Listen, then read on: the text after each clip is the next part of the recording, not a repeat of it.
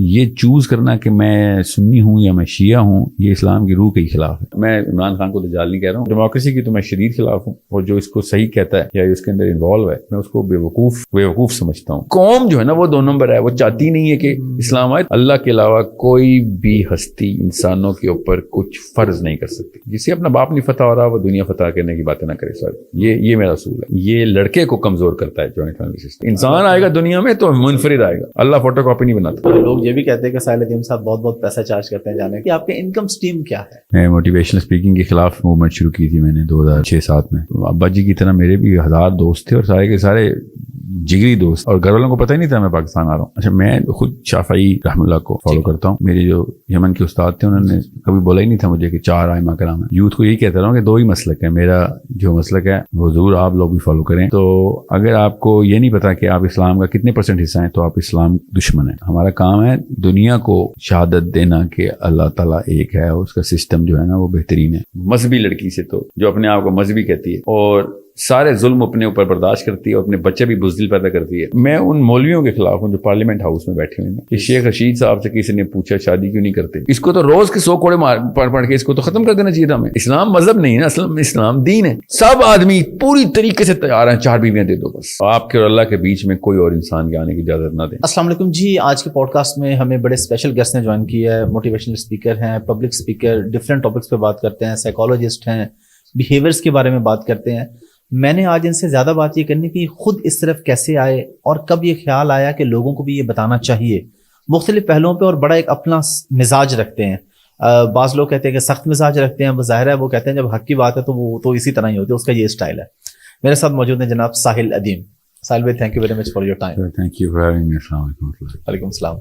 ساحل بھائی سب سے پہلے ہمیں یہی بتائیے کہ آپ خود اس طرف کیسے آئے، آپ کا اپنا بیک گراؤنڈ کیا ہے، آپ دین کی طرف کیسے آئے، مذہب کی طرف کیسے آئے، لوگوں کو گائیڈ کرنے کا خیال کیوں آیا، کب آیا، اور پھر اس کو امپلیمنٹ کس طریقے سے آپ نے کرنا شروع کیا؟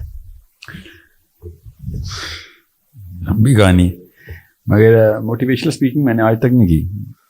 پتا نہیں کیوں یہ پاکستان میں جب بھی کوئی جی لوگ کہتے ہیں. ہاں تو اسی طریقے سے بند کریں گے نا آپ کی پوڈ کاسٹ کے تھرو. میں موٹیویشنل اسپیکنگ کے خلاف موومنٹ شروع کی تھی میں نے 2006-07 میں کہ بس کرو پاکستان سے یہ ایک بیماری کی طرح لگ گئی ہے. ایکچولی ہے بھی بیماری psychologically. If you wanna see it تو آپ کو پتہ چلے گا کہ سائنس اس کی انسانی جسم بھی اس کے خلاف ہے کہ ان کو بغیر کسی ایکشن پلان کے ایک فیلنگ دے کے چلا جائے بندہ، اور اس بات کو سمجھے کہ اس نے صحیح کام کیا ہے. یہ اصلی بڑا مسئلہ ہے. اچھا. تو unless you give them action plans, unless you give them real tangible solutions, تب تک مائکرو فون ہاتھ میں نہیں ہونا چاہیے. That's اور اس کے علاوہ سولوشنز دینے کے علاوہ جو بھی مائکرو فون پکڑا وہ اس کو چھوڑ دینا چاہیے. اچھا. دس از دا پرابلم، کیونکہ انفلوئنس کا سوال ہونا ہے ہم سے. نبی اللہ بھیجتے ہیں، نبی اپنے نبی اللہ نے انفلوئنس کے لیے بھیجے ہیں. تو ہم جب مائکرو فون پکڑ لیتے ہیں تو پھر یہ مسئلہ یہی ہے کہ یا تو آپ مہارت سکھا رہے تھے یا علم بانٹ رہے تھے. دونوں طریقے سے آپ لوگوں کو ڈیولپ کر رہے تھے. تیسرا کوئی اور کام ہے نہیں جس میں میں سمجھ سکتا ہوں یا ابھی تک سمجھ سکا ہوں کہ اس کا کوئی فائدہ ہے لوگوں. مطلب بندے کو اپنے آپ اپنے تک رکھنا چاہیے. اگر آپ مہارت نہیں سکھا رہے یا علم نہیں بانٹ رہے، ورنہ آپ خبریں اڑا رہے ہیں ادھر زیادہ سے زیادہ. یا یہ موٹیویشنل اسپیکر جو کرتے ہیں فیلنگز جو ہے نا وہ ایکسپلوئٹ کر دیتے ہیں. اس کے نقصانات بہت زیادہ ہیں. تو میرا اپنا جو سفر ہے وہ بچپن کا ہی ہے. میرا کوئی لائف سٹوری نہیں ہے کہ پہلے میں یہ تھا تو بعد میں یہ ہو گیا. اللہ تعالیٰ نے بچپن سے ہی ایک اساتذہ کی صحبت ایسی دی ہوئی تھی. حالانکہ میں بہت زیادہ میں کارپوریٹ میں رہا ہوں شروع سے ہی، اور میری ایجوکیشن بھی، میری امپلائمنٹس بھی دنیا کے الگ الگ ملکوں میں. ایسے موقع پہ